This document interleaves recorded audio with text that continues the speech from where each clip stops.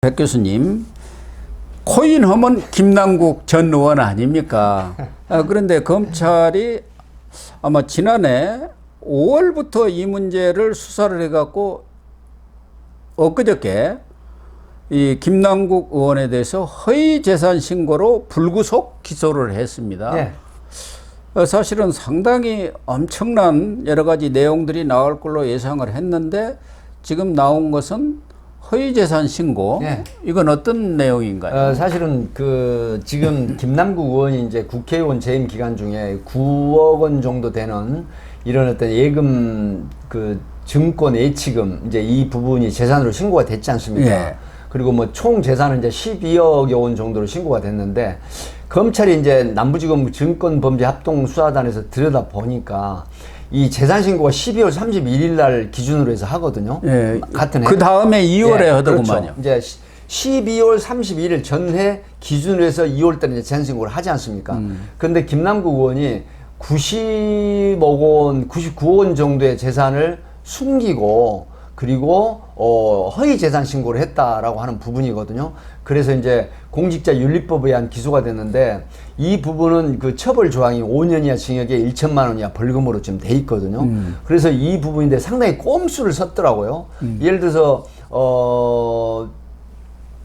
일설에는 이런 얘기가 있었잖아요. 정치자금법을 적용해야 된다고 하는 부분이 뭐였냐면 예를 들어서 가장 저점에 있는 코인을 그게 또 게임 회사였어요. 그걸 내부자 정보를 받아가지고 투자를 해서 뭐 거의 10배, 9배 넘는 수익을 올렸다라고 하는데 9억 4천 투자해가지고 99억 원을 네, 벌어 10배를 네. 1년 만에 네. 벌어버린 거다. 그렇게 했는데 이제 재산신고 과정에서 이거를 예치금으로 두면 재산신고가 돼야 되는데 네. 코인을 매입을 해버리면 추적이 안 됩니다. 그러니까 코인은 지금 재산신고 대상에서 빠져 있잖아요. 네. 그래서 이 꼼수를 써버린 거죠. 그렇게 돼서 이제 전체 뭐 12억 원 재산신고만 하고 100억에 가까운 이 재산은 숨겨버리는 은닉하는 이게 지금 발견이 돼가지고 기소를 한 것입니다. 그동안 이 김남국에는 유믹스뿐만 아니라 뭐 마블렉스, 네, 뭐 보라, 뭐 여러 가지 코인을 보유하고 있었다고 하는데 유믹스 하나만 가지고도 이렇게 99억 원, 9억 정도를 투자해 갖고 한 10배를 벌었다는 거 아닙니까? 그 많은 돈을 지금 다 어디다 두고 있는지는 모르겠습니다만은 그 과정에서 말씀하신 대로 계속 재산을 허위 신고를 한 거 아닙니까? 연말 되면은 네. 딱 자기 그동안 신고했던 재산만큼만 두고 나머지는 코인으로 얼른 바꿔가지고 이 재산 신고를 누락을. 그러다 보니까 이 허위 재산 신고인데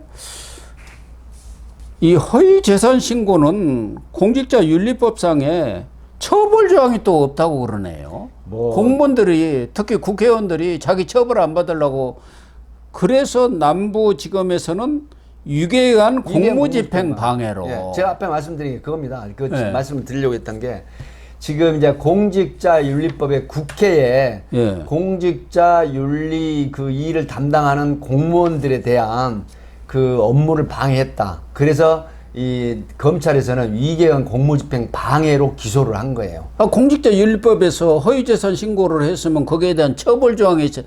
이 사람들은 자기들은 빠져나가려고 그런 처벌 조항을 모른 채 하고 앉는 거 아닙니까? 그렇죠. 네, 그렇게 해서 이제 그 위계한 공무집행 방해는 5년 이하 징역에 1천만 원 이하 벌금의 규정이 있거든요. 그래서 남부지검에서 그걸로 기소를 이계에 의한 공무집행 방해를 한 거죠. 지금 김건희 여사 문제에서 논란을 빚고 있는 것도 그거 아닙니까? 청탁금지법에는 공직자 네. 부인은 배우자 공직자 배우자는 그 처벌 규정이 없어요. 그게 말이 됩니까? 그러니까 그럼 공직자 부인은 돈을 얼마든지 받아도 아무 관계없다 이런 얘기가 되는 거 아닙니까?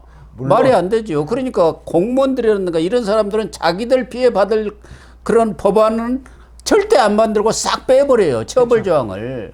그런 조항이 당연히 있어야죠. 국회에서 이제 입법을 하는 과정에 막 여러 가지 국회 관련한 그 법안을 만들 때 로비를 많이 받거든요. 국회의원들이. 그래요. 뭐 엄청나게 그러니까 받죠. 소위 말하면 공무원들이 전체적으로 100여만 명이 되고 가족까지 하면 어마어마한 숫자 아니겠습니까? 그래서 국회의원 자기들은 공무원 아닙니까? 네, 똑같죠. 연금 개혁이 결국은 그래서 어렵다는 건데 이런 부분들이 정말 성역 없는 그런 법안이 만들어져야 되는데 아니 사실은 김영란법이라고 하지 않습니까? 네. 우리 대한민국에서 모르는 분이 없는 김영란 그 법률가가 만든 이 법에도 이런 맹점이 있다는 거예요. 예. 이런 게 정말 문제가 되는 거죠. 특히 이 김남국이는 뭐 상임위 회의 중에도 화장실 가서 코인 거래하고 본회의장에서 코인 거래하고 그것뿐만 아니라 코인 거래를 해서 이 공무 수행 중에 했다는 것도 문제가 됩니다만은 그렇죠. 지금 그동안에 언론에서 제기됐던 것 중에 가장 큰 것은 이 가상화폐를 그 사람이 그런 문제를 다루는 그런 역할을 했지 않습니까? 민주당 국회의원 시절에. 그런 것을 공짜로 받은 것 아니냐는 것도 하나고. 이해충돌이 있어도 그래서 정치자금법의 혐의를 들어간 거죠.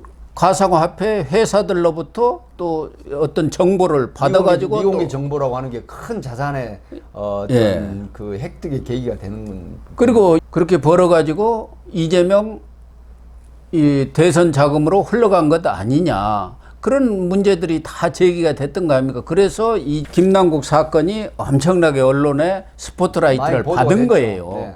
그런데 실제적으로 국민들이 궁금해했던 부분들 또 그런 돈을 투자하는데 뭐 한 번에 30억을 투자하고 막 그랬단 말이에요. 코인을 샀을 때 마블렉스인가? 네, 마블렉스죠. 그 돈은 또 어디서 나왔느냐?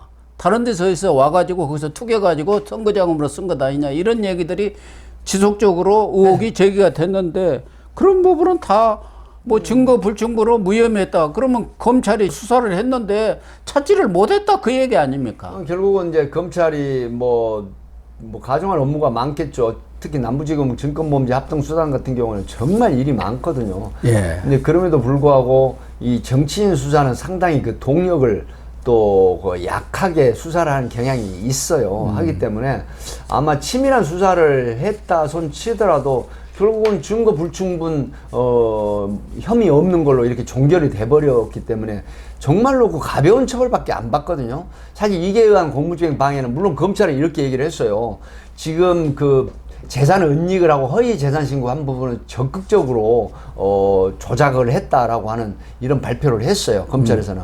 그래서 이제 강한 처벌을 받게 하겠다라는 취지이긴 하지만 그럼에도 불구하고 이 지금 이계한 공무집행 방해가 재산 신고에 관련해서 본인의 재산을 이 공직자가 좀 은닉을 하는 또 코인 투자를 해서 재산을 증식했다라고 하면 정치인이 비판을 받을 수 있지 않느냐 이런 걸 우려해서 한 거다라고 또 이렇게 변소를 하게 되면 이것도 또 가벼운 또 처벌로 끝날 가능성이 높아요. 그러니까요.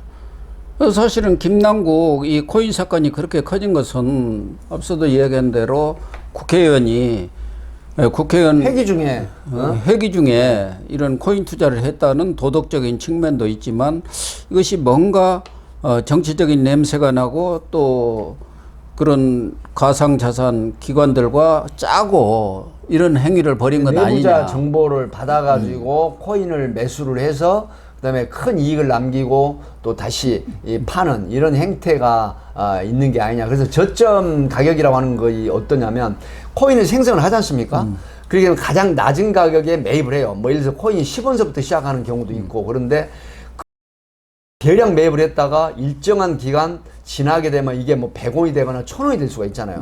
뭐 어마어마한 그 재산 증식의 계기가 돼버리거든요.